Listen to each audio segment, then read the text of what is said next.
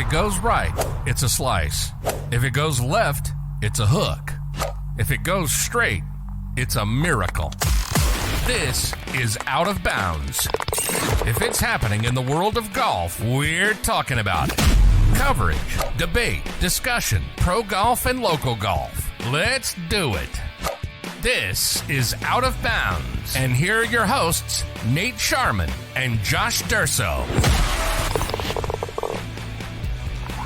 All right, welcome back to Out of Bounds. Josh Durso and Nate Sharman here, taking it all in. We've got Ryder Cup team, a FedEx Cup champion, and a lot of golf to talk about, Nate. It was supposed to be a very exciting weekend of golf, and I'm not sure it completely panned out like that, but the Ryder Cup selection process was certainly exciting.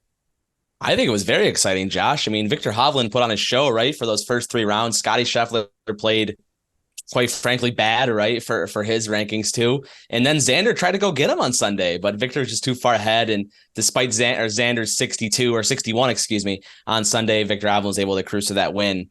But still, as exciting as you can come with that big of a lead, I think. And then, like you said, Josh, we thought we were done with the PGA Tour season, put a bow on it, but nope, we're in the Ryder Cup season. We got those picks from Zach Johnson on Tuesday. So we'll talk a lot about that. We both, I think, have really big thoughts about those picks. Yeah, absolutely. How about Xander Schauffele, though? I just going through the notes, he shoots 8 under in that last round, finishes 22 under. I mean, that wins any other tournament, right? That probably wins the FedEx Cup 99% of the time. Mr. Eastlake is Xander Schauffele. In all of his career rounds at Eastlake Golf Club, he has been under par. And this is not like Xander's played there 2 or 3 times. He's won there before. He's won the Tour Championship. I believe it was 2016. Don't quote me there if I'm wrong. But so a good 5 to 7 years he's played there, a good 25 competitive rounds, right around that number. He's had scores in the 60s. It's just ridiculous. Xander Schauffele is just lights out there. And I cashed on his under bets there. Took under 68 a couple different times during the week there. So thanks for that, Xander. But yes, definitely Mr. Eastlake. And it finally seems like Scotty's putting woes are starting to affect the rest of his game. The wheels the wheels started to come off of his game over the weekend. If you watched it, he fired 71. He had that 65 in round 2, which, it made it look better, but, follows it up with a 73, shoots 70 on Sunday. But a lot of seemingly uncharacteristic mistakes from Scheffler throughout the whole tournament. Yeah, I mean, his putting has been bad, right, all season, but I don't remember it being this bad for what he displayed over the weekend, too, with that 4 putt. I believe it was on Sunday. It might have been on Saturday, but a couple different times he had really short par putts, and he misses those. And it's just crazy because he's just such a consistent, godly ball striker. He hits it down. He hits his driver really far and really straight a lot of times. He's in the fairway a lot. Yeah. And then he hits a wedge right iron to 15 feet, misses the putt, makes par or bogey sometimes. It's just wild to watch because it's almost like your deja vu a couple different times with Scottie Scheffler because you feel like he's just gonna oh no, this is gonna end. He's gonna start putting better. He's gonna start making these 12 footers. Nope, he just keeps on missing them, unfortunately, because it's crazy. If he were to make some of these putts, Josh, I don't think anybody else would have a chance to beat him. No, and it's funny too because despite how horrendous his putting has been, he's still widely viewed as the best golfer in the world. Yeah, he's still definitely. I would agree with that. He's the number 1 ranked golfer in the world right now. All right, so let's do a little post-op analysis here.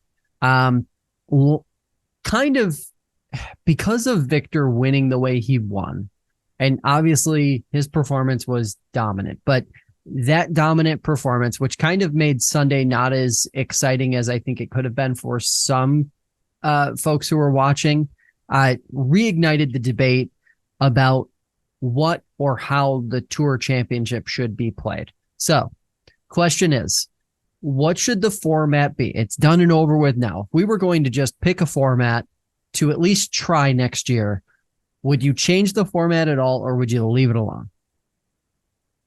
I think I wouldn't do too much with it. I'm partially a little bit different than a lot of people that don't like the staggered start. I think without the staggered start, it would really be silly because why play all season and try to how to reward these players? I mean, if you take a look at the staggered start, the last 2 years, the guy that started in first and had a 2-stroke lead has not won. Last year, with Rory coming back and winning, and this year with Hovland coming back and winning, and they were both sitting in that 2 or 3 spot, or actually Rory was further down, sorry, to fly in for that victory. So I don't necessarily think it's bad. Maybe on paper it needs a little bit of tweaking. I think it might need to be compressed a little bit because some of those guys in that 25 to 30 range starting 10 strokes back, you had your Jordan Spieth or Tyrrell Hatton starting that far back. They don't really have a chance. I know Colin Morikawa would like a word because he started at 1 under par and held the 54 hole or the 36 hole lead at that golf tournament. So I think it maybe need a little bit of tweaking, but I'm not as bullish on the staggered start as a lot of other people are. How about you? I would say I don't mind the staggered start. I just think that there should be a reset at some point and a different format to close it out. Obviously, I think the PGA Tour wants the FedEx Cup and especially the Tour Championship to be this kind of like supreme event. And I think the only way you achieve that is by getting more shine on specific players. And I think it's match play, honestly. I'd love to see staggered start for 2 rounds, then take whoever's in the top 8 and whittle them down through a single elimination kind of format and a match play playoff scenario. To me, that's you get the best of both worlds. I understand for TV purposes, it's probably not the best, but I think people would have really liked to have seen, Rahm or some of the other guys that, if it was you have to play 2 good rounds of golf and then we're taking the top 8 and those guys are going to battle in match play. We could have seen, Victor versus Rahm. We could have seen Xander and Victor go head to head in match play. And who knows what the outcome would have been. Like, for as good as Victor played over the course of the entire event, those 4 rounds, I think in some ways Schauffele was just playing better on Sunday. Well, yeah, if you want to see Hovland versus Schauffele match play, we might hopefully get to see it, coming up here in Rome. Let's hope that Luke Donald, Zach Johnson put each other against each other on Sunday.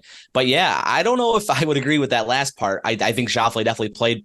Hovland didn't play bad. He shot 62. It was just hard to beat Xander that day with that 61 too. So Hovland he didn't shy away too, made some really big putts down the stretch as well. But I like that match play aspect, Josh.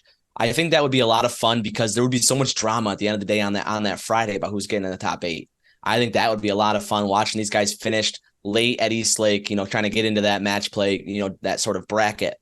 And that would be a lot of fun, especially because we're not seeing match play on the PGA Tour anymore. They got rid of that event and not doing it anymore. So we got to find a way to get match play back on the tour. I've said that in previous podcasts, I think 4 or 5 times, that I'd like to see match play again on the circuit. So I'm all for that idea. I like it. Yeah, and if not for any other reason, that would be a great reason to do it, because it was something that as soon as the PGA Tour made it clear that there wasn't going to be the match play event in February, golf fans were immediately like, oh no, we want that back. So yeah. Playoff venues. That was another one of these questions. There was the question about East Lake, whether it's a good enough venue for this type of event. I'm curious what your thoughts are there, but the broader question, I think, is should these playoff venues be rotating or should they be held in the same place every single year? I like East Lake in the factor that it's identifiable. You're able to say all season, it's the race for East Lake. It's the race to go to Atlanta, Georgia, right? I think it's kind of fun for the PGA Tour to be able to change it up and not constantly have to say the race for the FedEx Cup, the race for the Tour Championship, the race for the lead, all that different kinds of stuff. Being able to kind of mix up the monikers a little bit here makes it a little bit more identifiable. Also, I think East Lake as a golf course is kind of fun. Most of the time these players are ripping it up. So I think going to an easier golf course, easier with quotes on it, right, in the playoffs is more fun than maybe a harder golf course that would test these guys because, towards the end of the year, you just love to see these guys flipping wedges in there and making these putts too. So I think East Lake is a good spot for these players to play at, I think. But I would be interested to see because, a lot of other sports have a successful in sort of moving it around different parts, having different playoff venues and having different, like the Super Bowl is not played at the same stadium every single year. So I think that way it could be cool, but I think at the end of the day, I'd like to see it East Lake every year. I think you get what I would like to see is a stable of venues that we see rotate around, kind of the way college football used to rotate around bowl games. Yeah, kind of like the majors, right? Yeah, same kind of deal. I think that if we're talking about television, I do think the best case scenario would be getting this culmination event, so the Tour Championship out west. I think there would be some appeal there. Just imagine if this was at Pebble Beach. You could put it in prime time. I know it technically it hosts another event. I understand that. But if you get it out west, all of a sudden there's more opportunities. The weather, I think, is a big challenge. At one point during one of the rain delays, I was watching some old clips and I wound up getting shoved back into the mid to late 2000s. And what do you know? They were talking about pop-up thunderstorms at East Lake over the weekend. It's like every single year we like see and hear the exact same thing. And by the way, whether you're talking about Memphis, Chicago, or Atlanta, 3 of the last 4 places where the Tour stopped this year, these guys were playing in like 90 plus degrees, 95% humidity every time. I mean, that's tough. There's not a lot of places it's not hot right now, though, across the country. You have your places where it's not like 100-degree heat indexes, but you can still have really warm opportunities too. And I think they've just played there for so long in the culmination of the Tour Championship and how we see it now, where I don't expect them to move. I guess we see some chatter on X, not Twitter. We saw it on X about where they could kind of do this to kind of spice it up a little bit. I'm always in for change, though, so I would be open to it. I kind of like your idea about putting it on prime time. That could be kind of fun. We've had that a couple different times this year on both the PGA Tour and the LPGA Tour. Hey, I heard there's a great venue available next year and every year thereafter in Rochester, a little place called Oak Hill. Can we invite Michael Block? We can make it a block party. He can host. He could MC. I'm sure he's available. I'm in for Oak Hill. I love watching golf tournaments there. I think it was Kevin Kisner was on Foreplay the other day talking about it, and he said it's one of the hardest golf courses he's ever played, and that just kind of vindicates it to me, because just walking around the grounds there with you for those days, that golf course is difficult. Oh yeah, it is a major caliber track. There's no doubt about it. Purpose of the FedEx Cup playoffs. Do we know what it is? So obviously the PGA Tour is selling the Tour Championship as its like finals or Super Bowl. But there's like all of these like tentacles that come out from the playoffs, all of these implications. We've been having this conversation about the Ryder Cup every week since the very first playoff event. What is the purpose of the FedEx Cup playoffs? Is it to identify the best player of the entire year? Is it to just create some excitement coming down the wire and put some eyeballs on events after the majors that people, ordinarily without it wouldn't really care about? Or is it just about the money? I've literally heard criticism of all 3 of those concepts. So I'm curious, like, what do you think the purpose of the FedEx Cup playoffs should be, and how should the PGA Tour try to sell this moving forward? Yeah, it needs to be an end of the season thing, kind of how I think they envisioned it. I just think the biggest problem, Josh, with that and how it's lacked identity over the last few years is just how much change there's been with it, whether it be the PGA Tour, the PIF, and everything like that. In the last few years, changing up the schedule all the different times and having these different signature events versus elevated events. It's just lacked identity. And I don't think that's the FedEx Cup playoffs' fault at all. I think that's just a moniker of how golf is in such an ever-changing landscape too, right? So I think the PGA Tour needs to kind of get back to the roots of the Tour Championship and the FedEx Cup playoffs and kind of find that identity and get into that. That's kind of why I think they shouldn't change the golf course, because I think that helps you identify yourself as what you are. Yeah, and to that end, there was a lot of criticism we heard from John Rahm, I believe Colin Morikawa, a few other players basically saying that, they don't think about the money. John Rahm went as far as to say, I kind of despise this about the the broadcast that they're talking about the money so much. We don't think about the money. I think because of the lack of identity that the playoff system has right now, that the money kind of becomes the only thing that is that unifying mission along the way. Like, obviously they're playing for a pile of money. So like, that's the thing. But without having some, you mentioned the drive to Eastlake or the push to Eastlake. Well, what are we pushing to Eastlake for? A trophy that's only been around for like, 10 or 12 years, 13 years?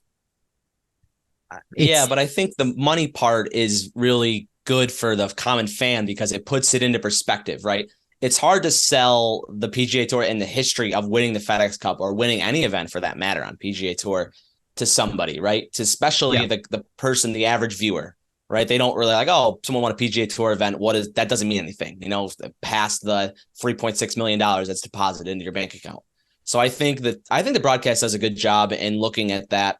I was very intrigued why John Rahm thought they're doing that in a bad way. I think if you asked a lot of players, maybe the top 0.5% don't play for money, but a lot of those lower tour guys definitely do play for money and do try to support their family that way. So I thought those were interesting comments by John Rahm, but I don't have a problem with them, kind of acting like this for money and really talking about how this is for $18 million and how this is really on the line too. I think they should continue to do that because I think that can, find a stage for them and be identifiable that way too.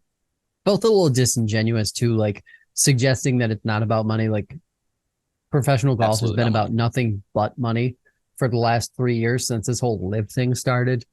Yeah, Great. that's just, it is what it is. Another thing that kind of just popped into my head based on the last two topics we've talked about now.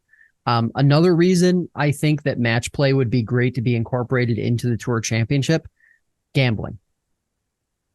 The amount of gambling interest that match play would draw in a Tour Championship style event at the end of the PGA Tour season would be significant compared to what they are currently drawing right now in just another golf tournament.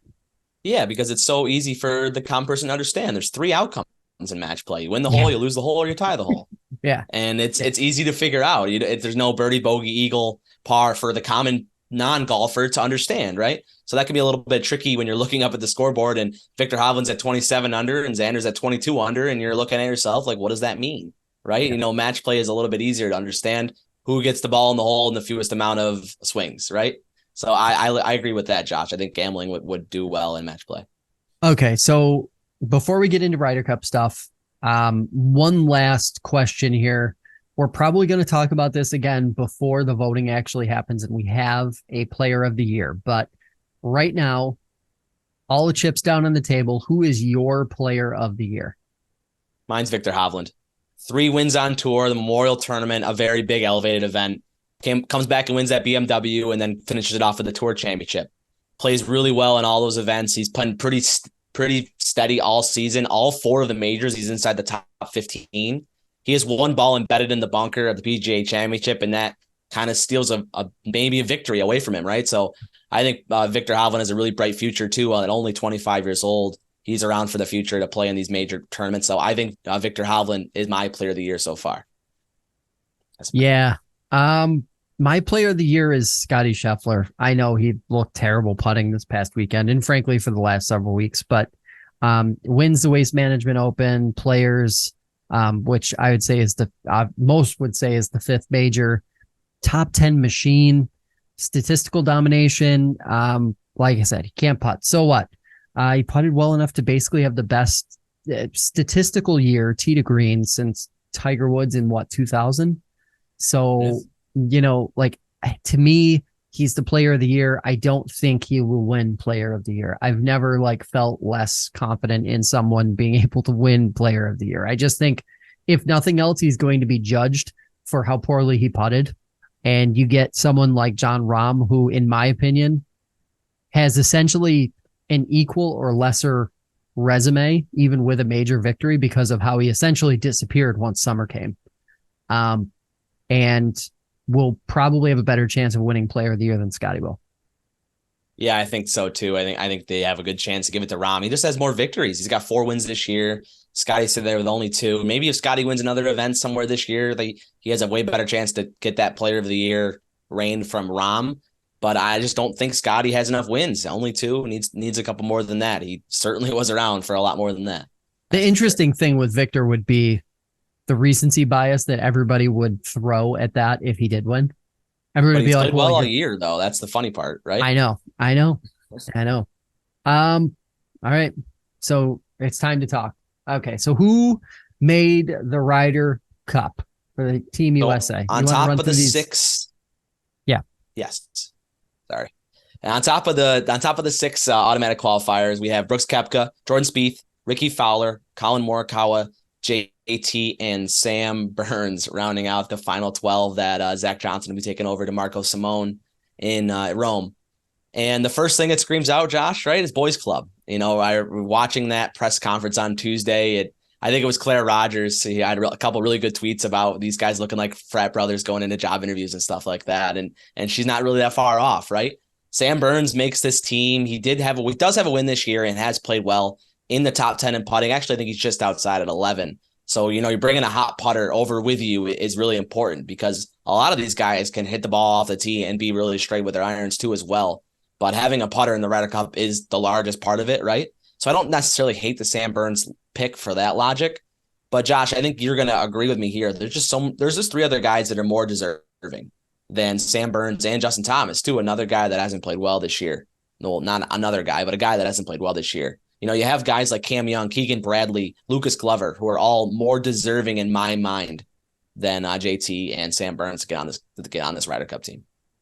Yeah, and you know what? I think one of the things that really stood out to me was how much more angry I was for Keegan than I thought I was going to be. Because I was hammering the Lucas Glover button throughout the entire FedEx Cup playoffs because I thought, how can you not take the hot hand? He was clearly the hot hand. I understand the Ryder Cup is still a few weeks away, so there's cool off time, and who knows if he's going to be the same golfer at that point. But yeah, you hit the nail on the head. It's a boys club, and I understand that Captain Zach Johnson says, he wanted to put together the best team, and there's that camaraderie element and pairings and being able to have guys who are like connected. But, reading the statement that Keegan put out, it was yesterday afternoon, I guess, after the announcement came out. It was kind of heartbreaking seeing, right? Like, he did what he thought he could to try and get more connected with that group, which, by the way, is just the dumbest thing I've ever heard in my life. Like, Keegan needs to be like closer with JT and Ricky Fowler and Jordan Spieth in order for him to be able to get on the team. It doesn't have to do with how he plays. What? That's kind of what Sam Burns did. Sam Burns is really close to Scotty Scheffler. Yeah. But, yeah. And to that end, the other part here that I don't love is all of that about we need to build the right team that has the right camaraderie. We need to have the boys together so that they can go get this thing done. It's been 30 years since Team USA has won over there. All of these guys have been involved in teams that have failed over there. It hasn't worked, has it? Yeah, I don't know. You should have taken the better golfer. Yeah, and I've been thinking about this too since 10 a.m. yesterday when these picks were announced. If you think about it a little bit, like Ian Poulter for all of these years on Team European team was not an automatic qualifier. He was never really, a really good golfer to get himself automatically qualified, but constantly year after year they would pick him. And if you were this year and you were looking at his teams, Ian Poulter kind of fills that role of Justin Thomas, right? They're kind of a similar player. They didn't play that well and they haven't played that well, but they do step it up for match play. If you take a look at JT's record, it's really good match play. So I think, I don't know if I necessarily hate it because I've had more time to think about it, more time to stew on it a little bit. Where how do you, and I'm going to quote Zach Johnson here, how do you leave JT at home, right? How do you leave him on the couch watching this Ryder Cup team? Because he does kind of fill that villain role a little bit that they may need to try to win in what like you said, in almost 30 years over on European soil. So at the end of the day, I can kind of see Zach Johnson's logic in taking Justin Thomas, but I don't necessarily agree with it. There definitely was more deserving players. Yeah. It's tough. Like, I don't know. I just don't, I don't love it. And I think it leaves a bad taste in everybody's mouth. Keegan said today that he'd be rooting for Team USA, obviously, but he kind of tweeted out another thing that was, the suitcase from his last appearance, how it really affected him, how he clearly really cared. It's just a really weird situation. We are going to be learning who is on Team Europe here within the next week, right? Yeah, let's talk about Team Europe a little bit. I think we've talked about Team USA a lot over the last few weeks, that's for sure. We haven't given a lot of shine to the Europeans. I don't think they're too much to be laughed at in this Ryder Cup team. So let's kind of take a look at their team and how it's kind of frameworking in. They're going to announce it next week, or maybe it's the week after, right after the BMW PGA Championship.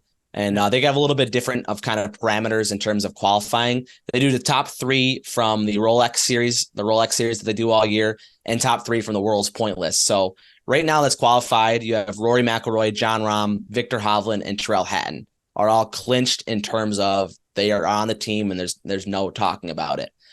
Guys like Matt Fitzpatrick, Tommy Fleetwood, Robert McIntyre, they're all also looking like they're going to get on the team. Not necessarily clinched yet, but would be surprised if they weren't. And filling out the rest of the team, we're looking at Shane Lowry, Justin Rose, Sepp Straka, Yannick Paul, and Adam Meronk. Those last 2 names are not necessarily household names, but they have played well over in Europe this season. I don't think this is really a team to scoff at, Josh. You have some of these guys, especially Victor Hovland, playing really good golf right now. Tyrrell Hatton's been playing really well. Matt Fitzpatrick's been playing extremely well. Tommy Fleetwood always seems to play solid enough, too. So I don't think this team is to be scoffed at all. And I'm really looking forward to seeing who rounds out this team and if those 12 guys do make the team that I mentioned. Sepp Straka, isn't he a winner this year? He sure is. Yeah, he's a winner. He's a winner. I mean, too. Yeah, I mean, I look at a few of these names, and I think they're more. I think they are also locked up. Sepp Straka, Justin Rose, even Shane Lowry. Yeah. I mean, and to your point, I'm starting to see the light here. I know I kind of poo-pooed it a couple weeks ago here and said, how the hell could Team USA not be favored by a mile here? But now I'm starting to think, I don't know, maybe Team Europe is favored for the right reasons, especially over there. Well, Team USA is favored. I think it's a slight advantage on the sports books. I think they're around, last I checked, which was a while ago, they're around that minus 130 number. And yeah. I expect that to stay kind of right there. Maybe USA to be favored by just a little bit. But I think it's pretty dead even in terms of players against each other too, especially, taking into account that they're playing on European soil and that kind of thing. But not going to see the likes of Sergio Garcia and Ian Poulter anymore. I think we're done with that as they've kind of aged out of this whole thing. But let's see if we can create some more villains for this European team and kind of create more guys like Ian Poulter, Sergio Garcia, like I said, that us Americans have grown to hate over the years, right? I wonder how much of the betting lines that you're seeing are a bit wishy-washy because the European team isn't finalized yet. I would like to see how inflated once they're finalized. How inflated was it based on, the Ryder, the US team not being picked out yet? And now that we're bringing 2 guys who, in a lot of folks' opinion, maybe shouldn't have been included on the team. And one of them is statistically a significantly weaker player right now than he was the last time the Ryder Cup happened. I wonder if that has an impact on it. Now, I will argue with that like Vegas and sources close to Zach Johnson, you can kind of take a look at the makeup of this team, Josh, and you can argue that it was picked out weeks ago. You can argue that the Tour Championship meant nothing. It meant that the BMW, even the whole FedEx Cup playoffs might not have meant anything, right? You can kind of think that Zach Johnson might have had this team in his back pocket in the last week of July and just kind of sat on it. I don't know if that's true, but it kind of looks like it to me when you look at the writing on the wall for these players. Yeah, no, it's entirely possible. Okay, one last note before we get out of here. I stumbled onto this the other day. Waste Management Open, the biggest, one of the 2 biggest non-major events on the PGA Tour schedule, is not going to be a signature event next year. It's not going to be a designated event. How's that hit you? Josh, you texted me this the other day, and you can see the messages before you read them technically. And I literally went to Safari and I looked up what the signature events are, and I go, no, he's got to have this wrong. He's got to be looking at things wrong. And no, you're right. They sandwiched it in between the Pro-Am at AT&T and the Genesis Open right on the day of the Super Bowl too, and didn't elevate it. And which I thought was really interesting too. One of the more successful non-major events on the PGA Tour in terms of the average golf fan loves to watch this tournament, especially for us big sports fans where you watch golf in the morning, then you watch the Super Bowl. It's a great sports day, and I'm really shocked to see them not elevate this event. It's crazy too, because like if you're thinking about TV, if you're thinking about sponsors, if you're thinking about how much money can we possibly make from this event, this is one that if I'm the CFO of the PGA Tour, I'm circling this weekend every year because it's literally a cash cow. Maybe Waste Management didn't back up the Brinks trucks. I guess that's really my only kind of thinking is that they didn't for some reason. Right, but that's got to be fixed, right? Because like if it's not a designated event, you're going to see a different field at this event. And what does that do? Two signature events sandwiched in between each other. I'm interested to see who plays. And then you have the TGL starting up too. So I don't really know what's going to happen. Like Scotty Scheffler will play in the event, you would think, because he's the defending champion. Most times defending champion play in that event. But I'd be interested in see if some of these other lower guys, or not lower guys, I guess, but some of these other top 50 in the world, top 30 in the world play in this event. I don't see a way that we don't have some of the big golfers at Sawgrass in February every single year, but I wouldn't blame them, having to play in some of these signature events and getting ready for, kind of spring in the United States too, and not having to travel as much would really kind of interest me to see what the field's going to be for this event. Yeah, I'm very curious to see what it looks like, because I'm also very worried that this could start to erode one of the best things the PGA Tour has going right now. Hey, that is going to do it for this edition of Out of Bounds. Subscribe to the show on Spotify or Apple Podcasts. Also follow us on TikTok, YouTube, and Instagram. We're posting lots of stuff there almost every day now. And of course, if you're going to get out there and play, you know the drill. Whether it's down the middle or out of bounds, keep on swinging. You've been listening to Out of Bounds. If it's coverage, debate, or discussion of pro and local golf, we'll be talking about it. Be sure to visit the website at fingerlakes1.com. Find us on TikTok, Instagram, and Twitter at OutOfBoundsFL1. See you next time on Out of Bounds.